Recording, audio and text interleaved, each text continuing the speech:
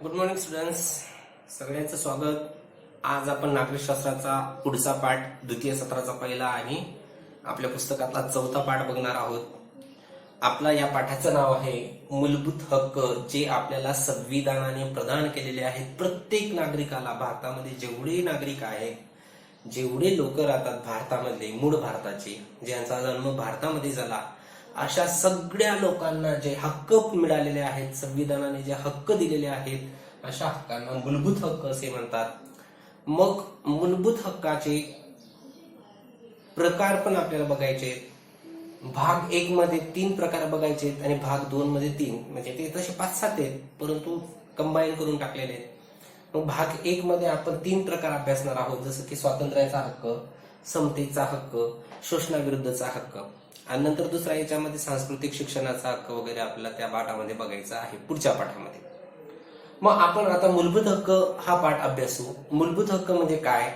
मूलभूत हक्क शासनाने आपल्याला काय कसे कसे दिलेले आहेत. जर कधी ते मूलभूत हक्क तुमच्याकडून कोणी हिनवून घेत असेल तर मग तुम्हाला न्याय कुठे जावं लागेल, तुम्हाला कोण न्याय देईल, ते सगळं आपल्याला या पाठामध्ये बघायचं आहे. मग आपण आपल्या पाठाची सुरुवात करूया. प्रस्तावनाचा जर विचार केला तर 3 चित्र दिलेले आहेत.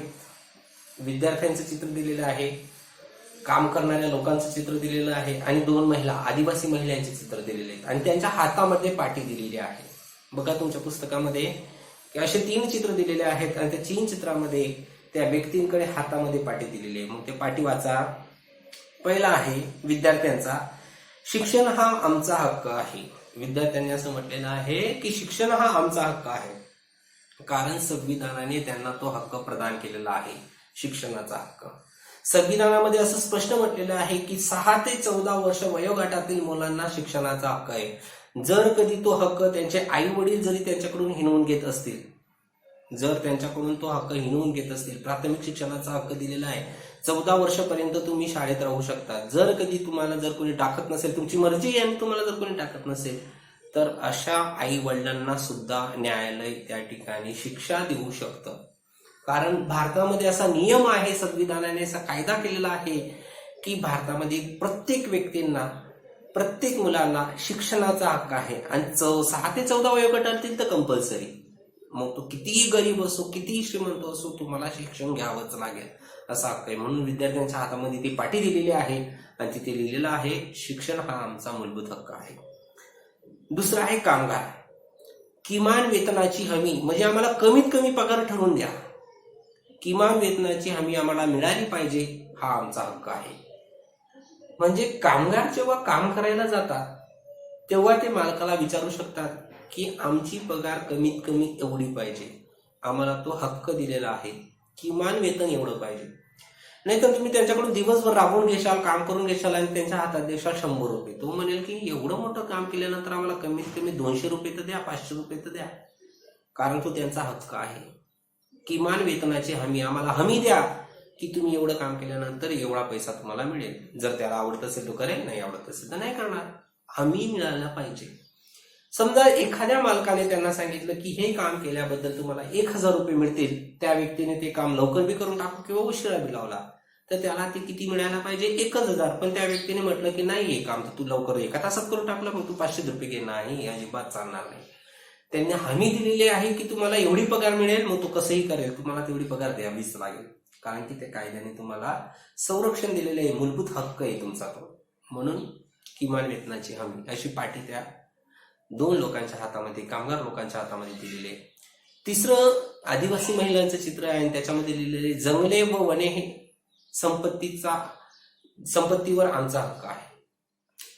जे हक्क ब्रिटिशांनी हिणून घेतले होते, जरी जंगल शासनाचं असलं, पण त्या वनांमध्ये मध गोळा करणे, फळं गोळा करणे, फुलं गोळा करणे, ते गावामध्ये जाऊन विकणे, नंतर लाख असतं ते लाख वगैरे गोळा करणे, ते लाख कंपन्यांना विकणे, मध गोळा करून ते कंपन्यांना विकणे, म्हणजे जंगलामध्ये ते जाऊ शकतात आणि जंगल संपत्तीवर ते आपली उपजीविका भागू शकतात. हा, तुम्हाला लाकूड तोडता येणार नाही, परंतु ते लाकूड तोडण्याचे पण काही नियम आहेत की जर हिरवगार झाड असेल आणि त्याला तुम्ही पाडलं तर मग तुम्हाला शिक्षा होईल, पण जर सुकून गेलेलं असेल तर मग ते तुम्ही करू शकता. तर अशा प्रकारे जंगलाच्या संपत्तीवर आदिवासी लोकांचा हक्क आहे असं ते म्हटलेलं आहे, म्हणजे तो हक्क त्यांना मिळालेला आहे. तर अशा प्रकारे हे काही मूलभूत हक्कांच्या पाट्या त्या ठिकाणी दिलेल्या आहेत. प्रस्तावनाचा जर विचार केला तर मग प्रस्तावना चला शोधूया यापासून केलेली आहे. म्हणजे तुम्ही शोधा की तुम्हाला काय वाटतं. पहिला प्रश्न असा दिलेला आहे त्यांनी, बालकांचे हक्क तुम्हाला माहीत असतील, माहीत आहेत तुम्हाला बालकांचे हक्क, त्यांचे महत्वाचे 2 हक्क तुम्ही सांगू शकाल का? बालकांना संविधानाने कोणते हक्क दिलेले आहेत ते हक्क तुम्ही सांगू शकतात का?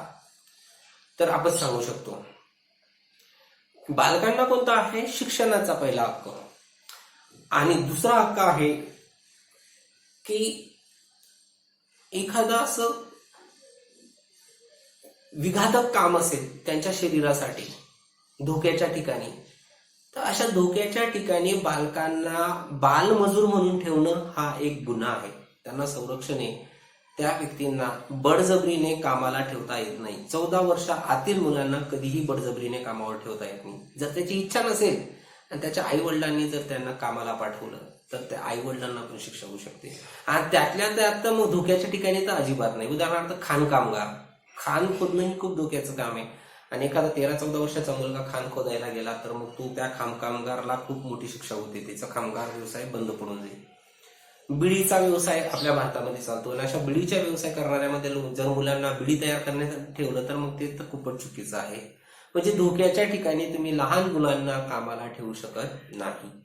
हे हक्क त्या बालकांना दिलेले आहेत. असा तो पहिला प्रश्न आहे. दुसरा प्रश्न, महिलांचे हक्क, आदिवासींचे हक्क, शेतकऱ्यांचे हक्क अशा संज्ञाही आपल्याला माहिती आहेत की नाही आपल्याला. महिलांना खूप हक्क दिलेले आहेत. समानतेचा हक्क, काही ठिकाणी त्यांना राखीव जागा दिलेल्या आहेत. महिलांवर अन्याय अत्याचार जर केला तर त्याच्यावर शिक्षा होईल. आदिवासींना हक्क, आताच पहिला आपण जंगलविषयी त्यांना काही हक्क दिलेले आहेत. शेतकऱ्यांना काही हक्क आहे की शेतकरी कर वगैरे जमा करत नाही, त्यांना तेवढा टॅक्स माफ दिलेला असतो शेतकऱ्यांना हक्क. अशा संज्ञा आपल्याला माहिती आहे. या हक्कासंदर्भात आपल्या सर्वांनाच काही प्रश्न पडलेले आहेत. सगळ्यांना काही प्रश्न पडलेले की हक्क कसे आहेत, काय आहेत, जर काय केलं तर काय होऊ शकतं.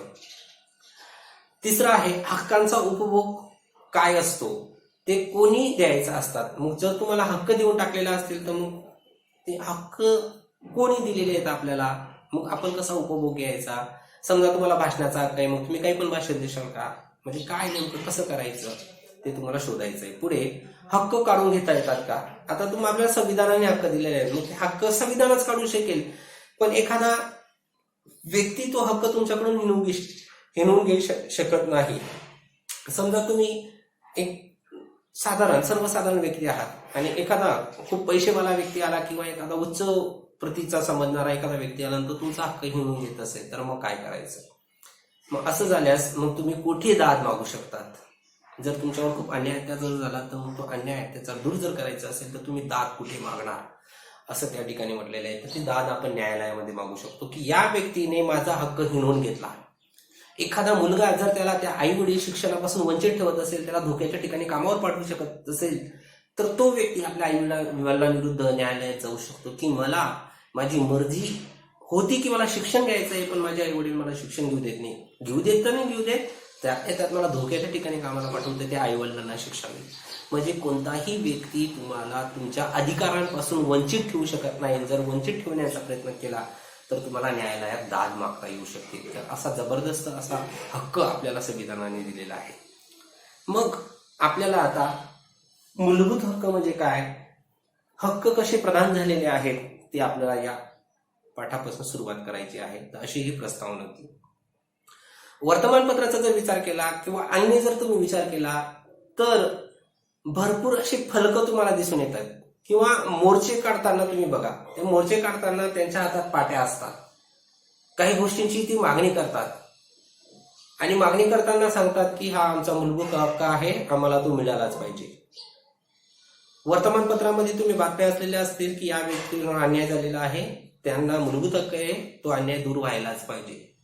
तुम्ही भरपूर पाट्या वाचलेल्या असतील. शिक्षणाचा जसं या पाट्या धरलेल्या आहेत मुलांनी तशा अनेक पाट्या आहेत की हा माझा मूलभूत हक्क आहे, हा मला मिळालाच पाहिजे.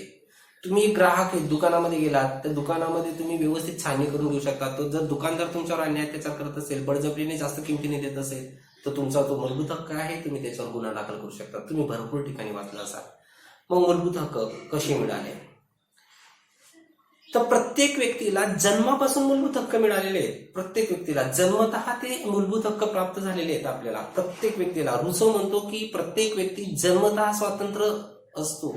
जन्मतः त्याचा जन्म झाला आणि तो पारतंत्र्यात गेला असं होणार नाही. आता जन्म झालेल्या व्यक्तीला काय माहित की माझ्यावर कोण कोण त्या ठिकाणी राज्य करतंय किंवा माझ्यावर किती पैसे आहेत असं थोडी त्याला माहिती. समजा त्याच्या आई वडिलांवर खूप कर्ज असेल आणि त्यांच्या घरामध्ये एखाद्या मुलाचा जन्म झाला, मग ते कर्ज त्या मुलावर आहे का त्या आई वडिलांवर आहे? तर त्या मुलावर तर अजिबात नाही, मुलाचा काही संबंध नाही. कारण तो जन्मतः स्वतंत्र आहे, त्याला तर काहीच माहित नाही. जन्मलेल्या बाळाला काय माहित असतं? तो जन्मतः स्वतंत्र आहे. म्हणून आपल्याला जे हक्क मिळालेले आहेत स्वातंत्र्याचा, समतेचा, हे हक्क आपल्याला कशापासून मिळालेले आहेत? जन्मापासून मिळालेले, जन्मतः मिळालेले. प्रत्येक बालकाला जगण्याचा हक्क आहे. म्हणून त्याला उत्तम आरोग्य मिळावं म्हणून समाज आणि शासन त्या ठिकाणी प्रयत्न करतं. कारण प्रत्येक बालकाला जगण्याचा हक्क आहे, मग तो चांगलं कसं जगू शकतो म्हणून समाज आणि शासन त्या ठिकाणी प्रयत्न करतं. प्रत्येक त्याला उत्तम आहार देणं, दूध देणं. जर तो कुपोषित असेल तर त्याला ग्रामपंचायत किंवा नगरपालिका त्याला बिस्किटं, औषधं, केळी वगैरे अशी पुरवठा करतात. म्हणजे त्याला चांगलं जीवन जगता यावं, उत्तम आरोग्य त्याचं राखलं जावं यासाठी शासन पण प्रयत्न करतात. आणि समाज म्हणजे आपले आई वडील किंवा आपले नातेवाईक हे त्या ठिकाणी प्रयत्न करत असतात. कारण त्या बालकाला जगण्याचा हक्क आहे, बालकाला जगण्याचा हक्क आहे. त्याला त्याच्या इच्छेविरुद्ध कोणी काही करू शकत नाही. उत्तम जगण्यासाठी त्याला खूप असे प्रयत्न करावे लागतात, प्रयत्न करतात. अन्याय, शोषण, भेदभाव आणि वंचितता यापासून त्यांना संरक्षण असतं. त्याच्यावर कोणत्याही प्रकारचा अन्याय करता येत नाही, त्याचं शोषण करता येत नाही, त्यांचा भेदभाव करता येत नाही. मुलगा जन्माला येऊ की मुलगी जन्माला येऊ, कुणावरही भेदभाव करता येत नाही. वंचितता म्हणजे त्याला वंचित ठेवता येत नाही. यांपासून, या सगळ्या गोष्टींपासून त्या व्यक्तीला संरक्षण मिळते. तर ती व्यक्ती आपल्या गुणांचा विकास करू शकते. जेव्हा एखाद्या व्यक्तीला या गोष्टीपासून संरक्षण मिळते, कशापासून? अन्यायापासून, शोषणापासून, भेदभावापासून, वंचिततापासून जर त्याला संरक्षण मिळालं तर तो आपल्या गुणांचा विकास करू शकतो, त्याचा विकास होऊ शकतो. मग त्याचा विकास झाला म्हणजे कुणाचा विकास होईल? देशाचा विकास होईल. मग जर देशाचा विकास करायचा असेल तर त्या व्यक्तीला कोणता हक्क दिला पाहिजे? तर त्या व्यक्तीला मूलभूत हक्क प्रदान करायला पाहिजे. जेव्हा त्या व्यक्तीला असं वाटेल की मी स्वतंत्र आहे, माझ्यावर कुणाचाही दबाव नाही, माझं कुणीही शोषण करत नाही, माझ्यावर कुणाचाही अन्याय अत्याचार होत नाही, माझ्यावर भेदभाव केला जात नाही, असं जेव्हा त्या व्यक्तीला वाटेल तेव्हा त्या व्यक्तीच्या मनामधले, त्या व्यक्तीच्या अंगी असलेले जे गुण आहेत ते गुण, त्या कौशल्यांचा विकास होईल. मग त्याचा विकास झाला म्हणजे देशाचा विकास झाला. म्हणून जर देशाचा विकास करायचा असेल तर त्या व्यक्तीला मूलभूत हक्क दिलेच पाहिजे. त्यासाठी आग्रह धरणे म्हणजे हक्क होईल. मग संविधानाने काय केलं? तर संविधानाने अशी पोषक परिस्थिती निर्माण करण्यासाठी भारतातील सर्व नागरिकांना समान हक्क दिले.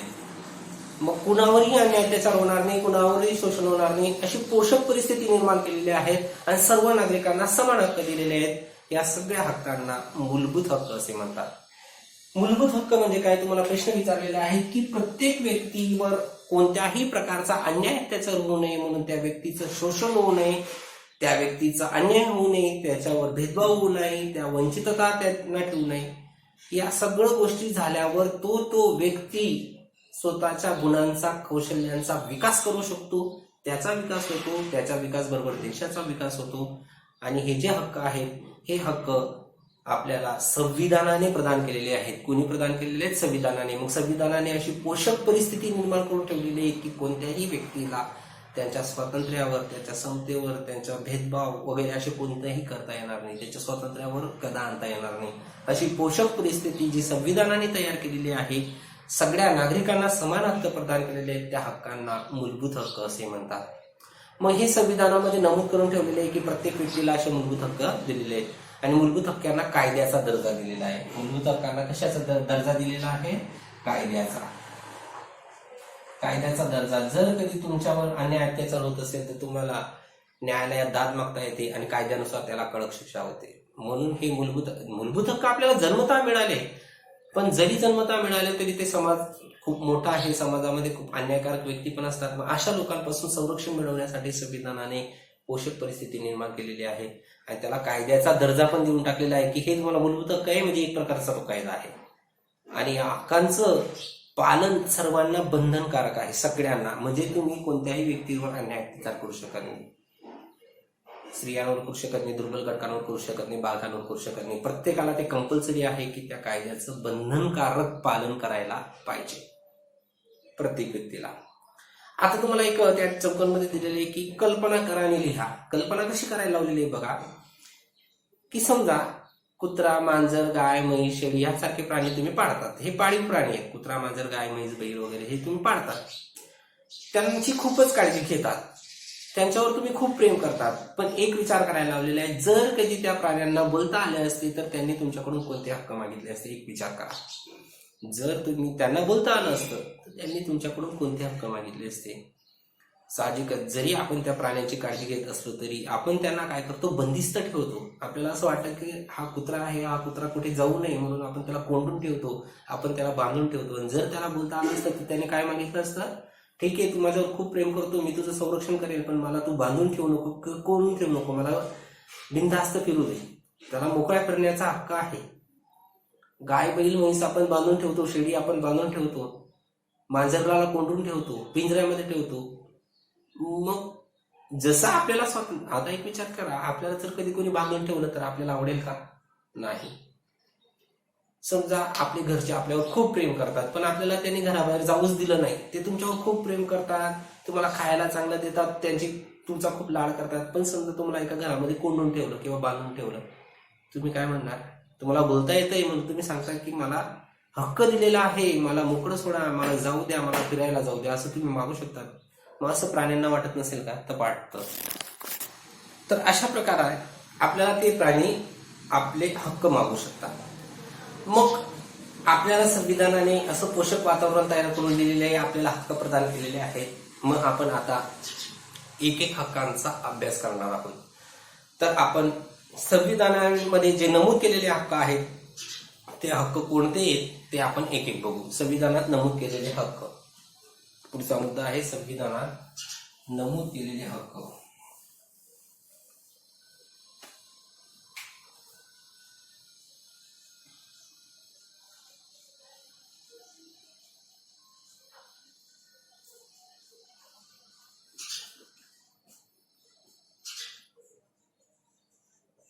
मग संविधानात जे नमूद केलेले हक्क आहेत तर प्रत्येक भारतीय लोकांना ते हक्क प्रदान झालेले आहेत. मग ते प्रत्येक भारतीय लोकांमध्ये भारतामध्ये जन्म झालेल्या कोणी, स्त्री पुरुष ते पण कोणी असो, प्रत्येकाला समान हक्क आहे.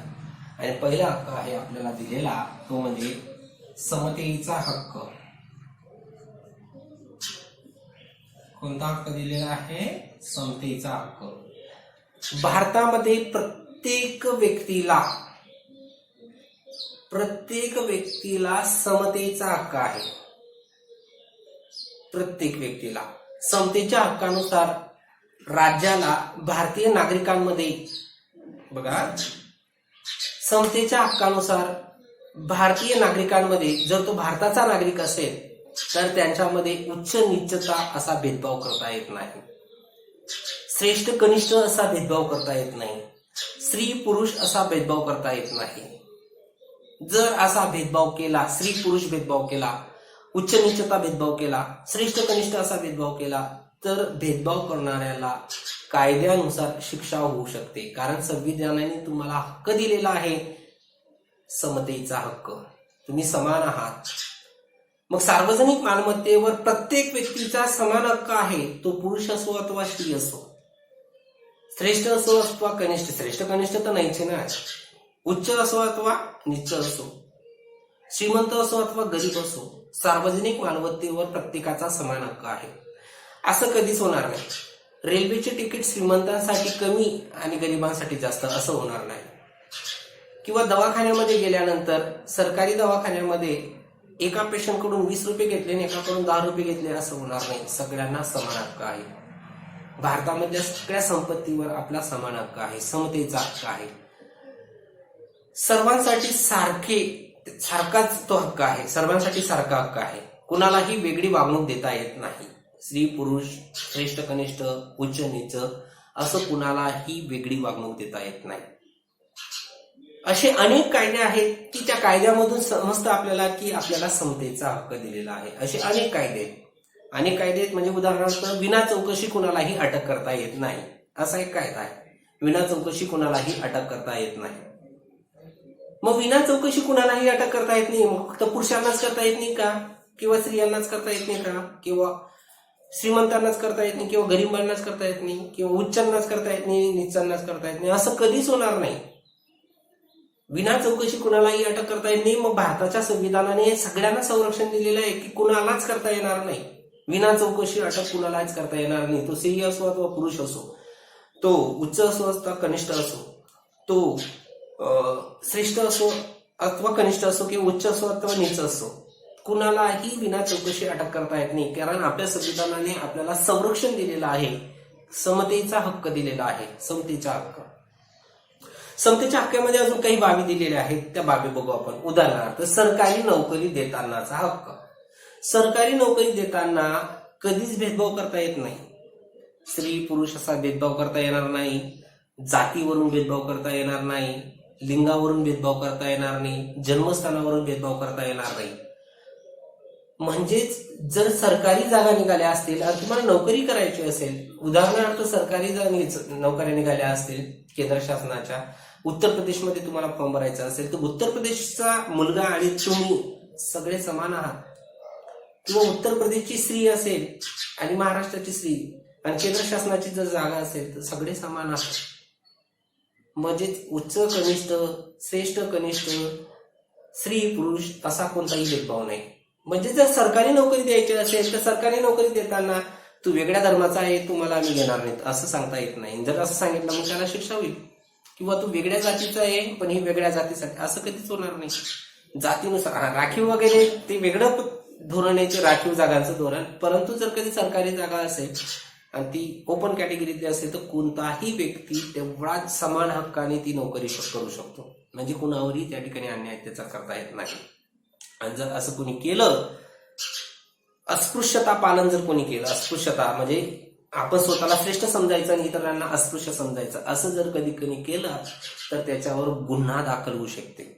दखलपात्र गुन्हा मानला जातो आणि मग गुन्हा मानून त्यांना कडक शिक्षा होऊ शकते.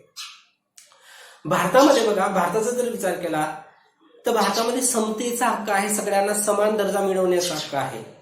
म्हणून भारतामध्ये श्रेष्ठ आणि कनिष्ठ असा भेद देणाऱ्या ज्या पदव्या द्यायच्या अगोदर लोक, श्रेष्ठ कनिष्ठ निर्माण होतील असा भेदभाव निर्माण होईल असा पदव्या दिल्या जायच्या, अशा पदव्या देण्यास आता बंदी घातलेली आहे. म्हणजे अगोदर काय असायचं, काही लोकांना राजा महाराजा, रावबहादूर, जमीनदार, सावकार म्हणजे ती एक पद्धत होती, अशा त्या ठिकाणी पदव्या दिल्या जायच्या, राजा महाराजा. मग राजाला वाटायचं की मी राजा आहे, ही सामान्य प्रजा ही काही कामाची नाही, किंवा महाराजा आहे बाकीचे काही कामाचे नाही, किंवा रावबहादूर आहे बाकीचे काही कामाचे नाही. मग भेदभाव व्हायचा. म्हणून शासनाने असा नियम काढलेला आहे की भारतामध्ये कोणत्याही प्रकारचा श्रेष्ठ कनिष्ठ भेदभाव होऊ नये, यासाठी ह्या ज्या पदव्या तुम्ही देतात त्या पदव्या अगोदर रद्द करा. त्या सगळ्या पदव्या रद्द करून टाकल्या. म्हणजे आता कोणत्याही व्यक्तीला राजा म्हणून पदवी देता येत नाही, कोणत्याही व्यक्तीला महाराजा म्हणून पदवी देता येत नाही, किंवा कोणत्याही व्यक्तीला राव बहादूर म्हणता येत नाही. कारण भारतामध्ये समतेचा हक्क आहे. समतेच्या हक्कानुसार भारतामध्ये अन्याय होणार नाही, कुणालाही कनिष्ठ समजलं जाणार नाही, कुणालाही नीच समजलं जाणार नाही, किंवा स्त्री म्हणून तिला हिणवलं जाणार नाही. यासाठी त्यांना समतेचा हक्क प्रदान केलेला आहे. तो एक प्रकारचा कायदा आहे. कधीच सरकारी नोकरी असेल किंवा विना चौकशी अटक असेल तर कधीच कोणताही प्रकारचा भेदभाव न करता सगळेजण समान आहेत, ते समानतेनुसारच त्या ठिकाणी वागणूक दिली जाते. अशा पदव्या दिल्या जातात. तुम्हाला त्याचा प्रश्न विचारलेला आहे की ह्या पदव्या का दिल्या जात नाही. कारण जर अशा पदव्या दिल्या तर ज्याला राजा पदवी मिळाली, ज्याला महाराजा पदवी मिळाली, किंवा ज्याला राव बहादूर ही पदवी मिळाली, तर मग ते श्रेष्ठ समजतील, इतरांना कनिष्ठ समजतील. मग परत समानतेच्या हक्काला काही अर्थ उरणार नाही. मग असं होऊ नये म्हणून त्या ठिकाणी आपल्याला त्या पदव्या देण्याच्या पद्धती बंद करून टाकलेल्या दिसून येतात. मग जरी या पदव्या दिल्या जात असतील तर मग आपल्या मनामध्ये असा प्रश्न तिथे माहिती आहे का तुम्हाला असं विचारलेलं आहे. जरी ही नसेल आपल्या परीक्षेमध्ये येत नसेल तरी ती तुम्हाला माहिती असणं आवश्यक आहे, खूप महत्वाचं आहे. तर आपल्याला असं वाटतं की मग भारतामध्ये समजा राजा महाराजा वगैरे हे पदवी देता येत नसेल तर मग भारतरत्न पुरस्कार, पद्मश्री, पद्मविभूषण किंवा पद्मभूषण, अशोक चक्र मिळतं कुणाला, कुणाला शौर्य चक्र मिळतं, कुणाला परमवीर चक्र मिळतं. मग असं का मिळतं असा आपल्याला प्रश्न निर्माण झालेला असेल. मग इतर गोष्टीमध्ये ह्या पदव्या का दिल्या जातात? जरी राजा महाराजा पदव्या दिली जात नसतील तर मग ह्या गोष्टी का मिळतात, त्या गोष्टींची आता आपण माहिती बघू की हे का दिलं जातं. जर भारतामध्ये विषमता जोपासली जात असेल, म्हणजे राजा महाराजा आणि राव बहादूर अशा पदव्या दिल्यानंतर विषमता जोपासली जायची, ते लोक स्वतःला श्रेष्ठ समजायचे, बाकीच्या लोकांना कनिष्ठ समजायचे, अशी विषमता जोपासली जात असेल तर अशा विषमता जोपासल्या जाणाऱ्या पदव्यांवर बंदी घातलेली, नागरिकांमध्ये भेदभाव करणाऱ्या पदव्यांवर बंदी घातलेली, ते कोणत्याही राज्याला देता येत नाही. जर विषमता निर्माण होत असेल, भेदभाव निर्माण होत असेल तर अशा पदव्यांना बंदी घातलेली. परंतु जर कधी त्यांनी एखाद्या गोष्टीमध्ये गौरवास्पद कामगिरी केलेली असेल, एखाद्या घटकामध्ये, खेळामध्ये, राजकारणामध्ये, एखाद्या समाजामध्ये जर त्यांनी गौरवास्पद काम केलेलं असेल, सगळ्या लोकांना न्याय देण्यासाठी त्यांनी खूप आंदोलनं केली असतील किंवा सत्याग्रह केले असतील, लोकांना न्याय दिले असतील, खूप चांगलं खेळलेलं आहे आणि जगामध्ये आपल्या देशाचं नाव रोशन केलेलं असेल, राजकारणामध्ये खूप चांगली कामगिरी केलेली असेल की त्या कामगिरीमुळे लोक खूप खुश असतील, तर अशा लोकांना विशिष्ट अशा पदव्या दिल्या जातात. परंतु त्या पदव्या भेदभाव करणाऱ्या नसतात. उदाहरणार्थ जर कधी एखाद्या व्यक्तीने खूप गौरवास्पद कामगिरी केलेली असेल तर त्या व्यक्तीला शासन पद्मश्री देऊ शकतं, पद्मभूषण देऊ शकतं किंवा पद्मविभूषण नावाचा पुरस्कार देऊ शकतं.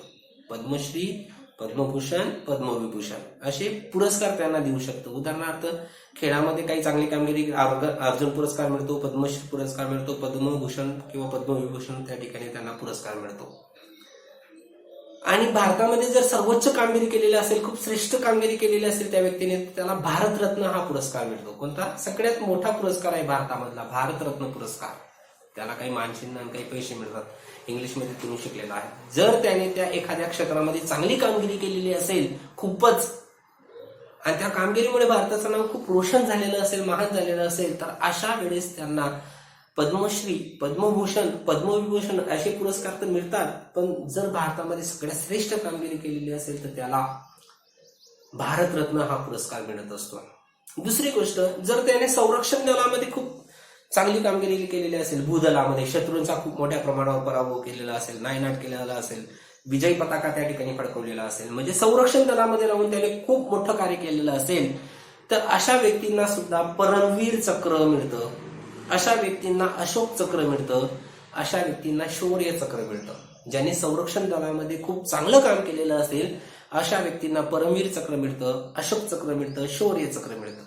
परंतु एक गोष्ट नेहमी लक्षात ठेवा, जरी त्यांना अशा पदव्या मिळाल्या असतील, त्याला समजा पद्मभूषण, पद्मविभूषण, भारतरत्न, संरक्षण, अशोक चक्र, वीर चक्र अशा जरी त्यांना पदव्या मिळाल्या असल्या तरी त्या व्यक्तींना इतर गोष्टींमध्ये विशेष अधिकार मिळतातच असं नाही.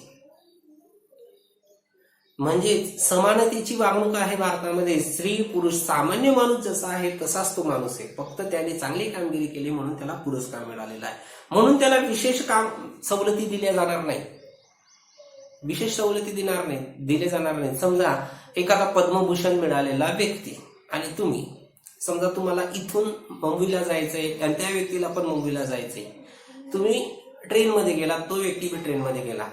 समजा तुमचं भाडं आहे, तुम्ही तिकीट काढलं 300 रुपयाचं, मग त्याला पद्मभूषण मिळालं म्हणून त्याला फुकट असं चालेल का? नाही, अजिबात नाही. त्याला सुद्धा तेवढाच पैसा लागेल जेवढा तुम्हाला लागला. समजा विना चौकशी अटक करायची नाही, तुम्हाला कोणताच पुरस्कार मिळाला नाही म्हणून तुम्हाला डायरेक्ट अटक होऊन जाईल आणि त्याला पुरस्कार मिळालेले म्हणून त्याला अटक होणार नाही, असं होईल का? नाही, विना चौकशी त्याला पण अटक होणार नाही, तुम्हाला पण अटक होणार नाही. सरकारी नोकरीमध्ये जर काम मिळाल्याचं असेल तर तुम्हाला जेवढा हक्क आहे तेवढा ते पद्मभूषण, पद्मविभूषण मिळवणाऱ्या व्यक्तींना बी तेवढाच हक्क आहे.